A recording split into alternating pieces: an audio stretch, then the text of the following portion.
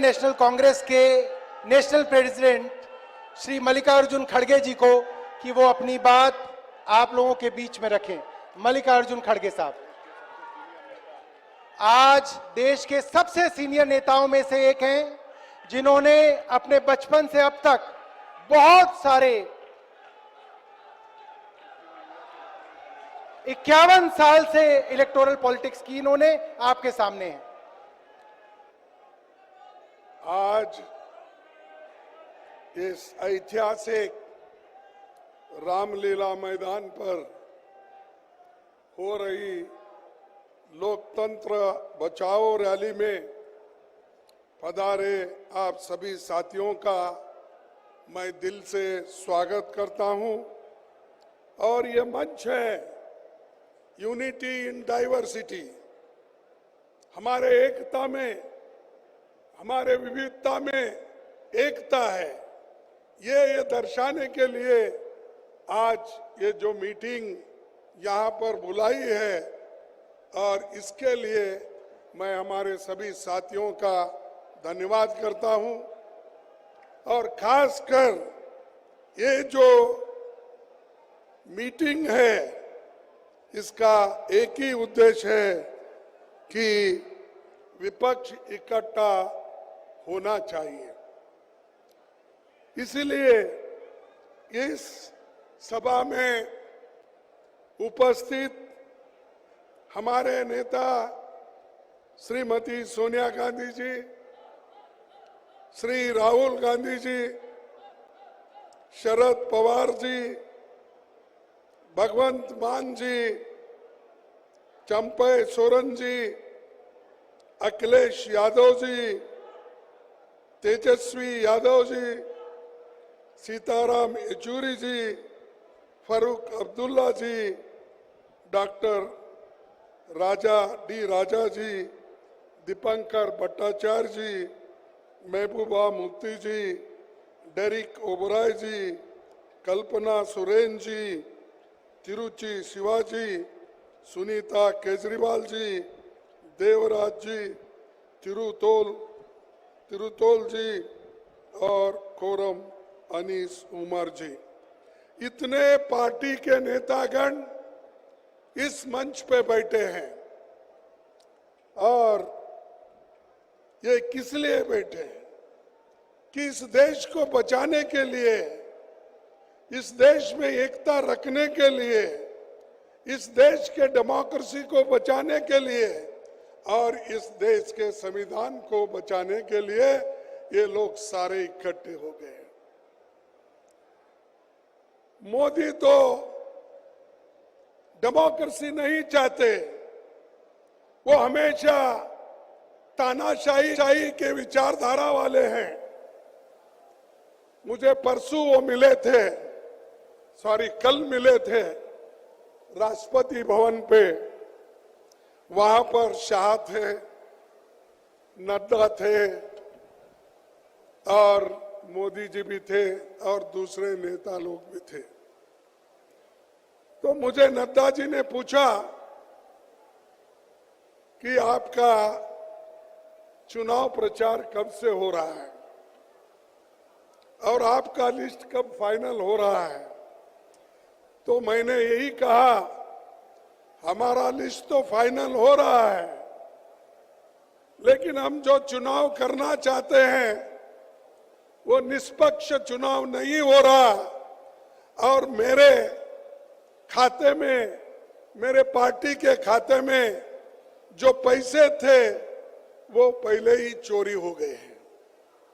और खास करके मुझ पे जो पेनल्टी लगाई है वो 3,567 करोड़ का, 3,567 करोड़ की पेनल्टी मुझ पे लगाई है।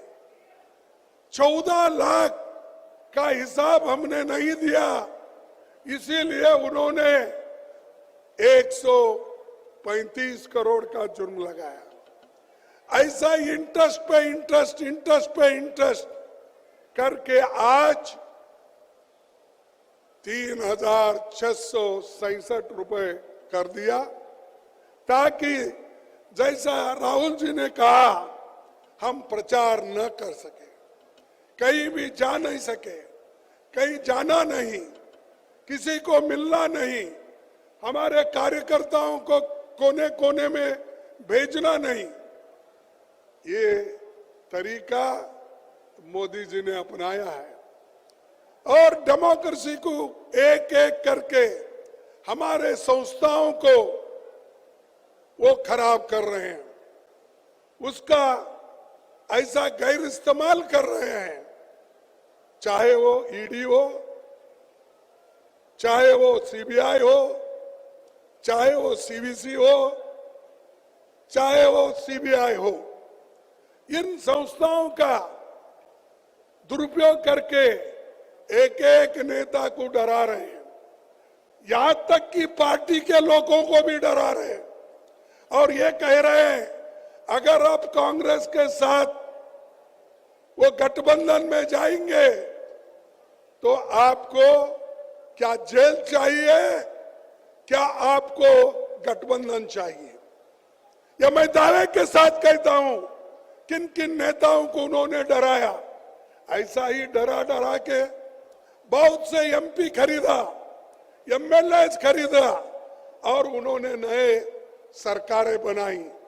ये है मोदी की नीति और इस मोदी को जब तक आप नहीं हटाएंगे, मोदी के विचारधारा को जब तक आप नहीं हटाएंगे, इस देश में सुख और समृद्धि कभी नहीं आएगी।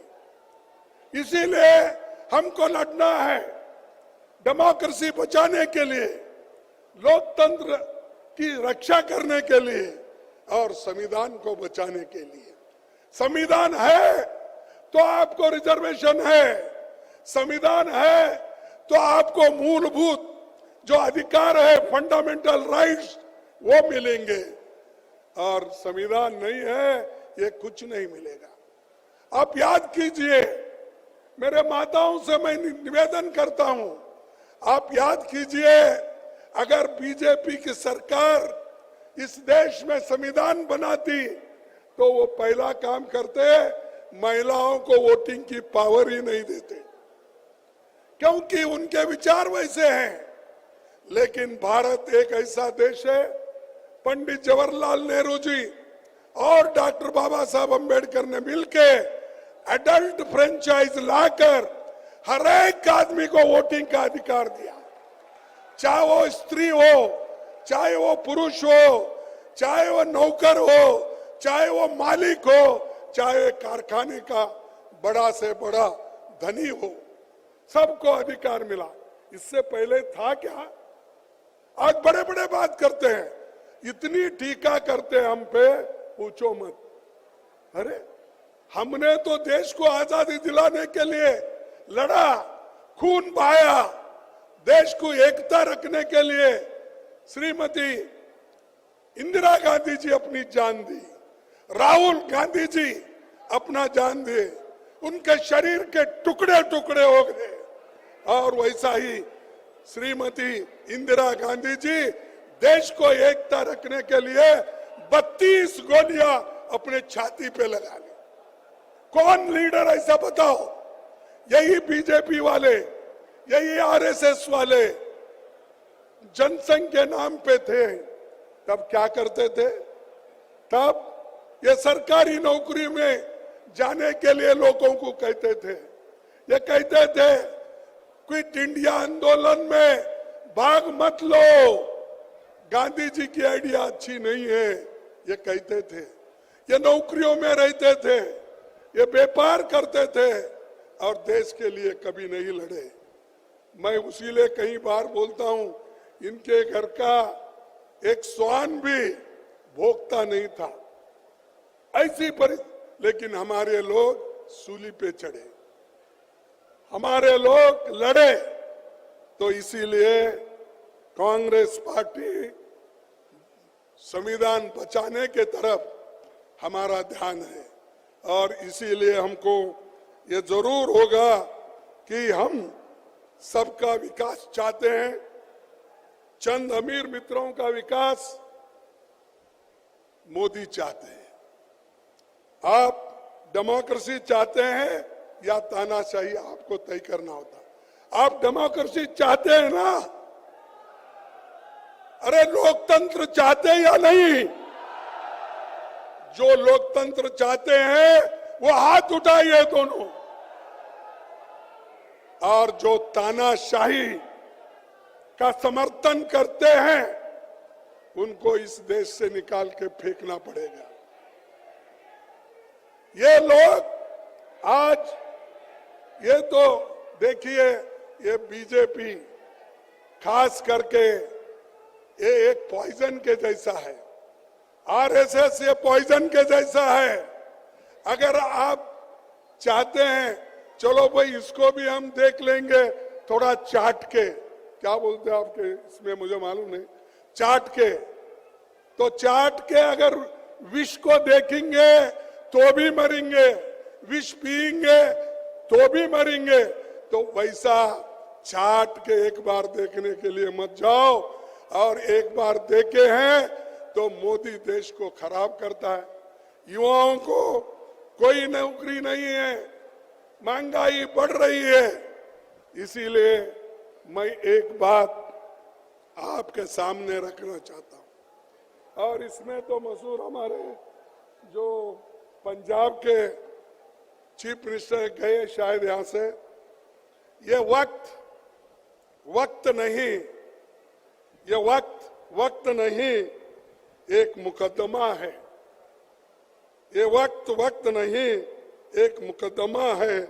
या तो गवाही दो या गूंगे हो जाओ, या गवाही दे दो या गूंगे हो जाओ, हमेशा हमेशा के लिए। ये उनका कहना है, या हमारे पास आओ गवाही दो या नहीं तो गूंगे हो जाओ। इसीलिए आज केजरीवाल जी को, आज हेमंत सोरेन जी को अंदर डाल दिए। क्या ऐसा गुनाह था भाई? अब बाद में भी कर सकते थे, उनको बुला के पूछताछ करने के बाद में सजा देते। इलेक्शन के वक्त नोटिफिकेशन हो रहा है, आप उनके ऊपर केस करके अंदर डालते हो। और हेमंत को भी उसी वक्त उसके ऊपर उनका यही कसूर था कि वो गठबंधन के साथ चलना चाहते थे। उनको बुलाया गया, पूछा गया, तब उन्होंने कहा मैं कांग्रेस के साथ रहूंगा, गठबंधन के साथ रहूंगा, मैं आप कितना भी मेरे ऊपर प्रेशर करो, मैं झुकने वाला नहीं है, ये हेमंत ने कहा था। तो इसलिए मोदी जी ने केस बनाया और उनको अंदर डाला। क्या ये लेवल प्लेइंग ग्राउंड है? क्या ये मैदान है? जैसा मैं राहुल जी का क्रिकेट का जिक्र किए थे, साहब क्रिकेट तो सब लोग ठीक ठाक मैदान बनाते हैं और पिच भी अच्छा करते हैं, तब लोग खेल पाते हैं। यहां तो मोदी सब तरफ खड्डा खोद के हमको क्रिकेट खेलो बोल रहा है, लेवल प्लेइंग ग्राउंड ही नहीं है। तो ऐसे व्यक्ति को इस बार हराना चाहिए। जब तक इनको हराएंगे नहीं, तब तक शांति से नहीं बैठना चाहिए। और ये इसलिए जरूरी है, किसी एक व्यक्ति के लिए नहीं है, या सिर्फ आज एक केजरीवाल जी के लिए नहीं है, या हेमंत के लिए नहीं है, ये 140 करोड़ जनता की रक्षा के लिए हम कर रहे हैं।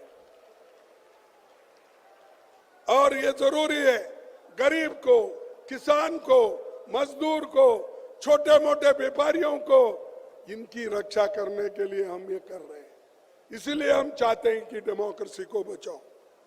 ये 224 की चुनाव होगी युवाओं के रोजगार के लिए, ये चुनाव होगी बढ़ती महंगाई के मुद्दे पर, ये चुनाव होगी किसानों के एमएसपी गारंटी पर, यह चुनाव होगी लोगों की हिस्सेदारी जो राहुल जी ने बीड़ा उठाया है कि जाति जनगणना होना चाहिए और जिसकी जनसंख्या है उसको न्याय मिलना चाहिए, जिसकी जनसंख्या भारी है उसको न्याय मिलना चाहिए, इसीलिए वो जो आवाज उठाए इसकी भी लड़ाई है। और भाजपा के भ्रष्टाचार के खिलाफ ये लड़ाई है और चुनाव देश के संविधान और डेमोक्रेसी को बचाने की है। इसीलिए मैं आपसे विनती करता हूं कि आप सभी एक हो जाओ, मिलकर चलेंगे। इसीलिए पंजाब के हमारे चीफ मिनिस्टर से भी यही मैं अपेक्षा करता हूं, जब एक होकर हम लड़ेंगे तभी हम कुछ हासिल करेंगे, नहीं तो एक दूसरे को कुचलते रहेंगे, आप कभी आगे नहीं आएंगे। मैं आपसे विनती, पहले हम एक होने का सीखो, एक दूसरे को तोड़ने का मत सोचो। ये हमारा उसूल होना चाहिए, तभी हम कुछ काम कर सकते हैं। और मुझे खुशी है आज हम सब लोग मिलकर काम कर रहे हैं, चाहे हमारे कुछ भी मतभेद हो। हम येचुरी साहब डी राजा केरल में लड़ते हैं, लेकिन यहाँ इस बड़े कॉज के लिए, इसके लिए हम एक होकर एक मंच पे हम आते हैं। उसी ढंग से हम आप आदमी से हम यहाँ पर लड़ते हैं, पंजाब में लड़ते हैं, तो देश के एकता के लिए, अखंडता के लिए एक मंच पे है।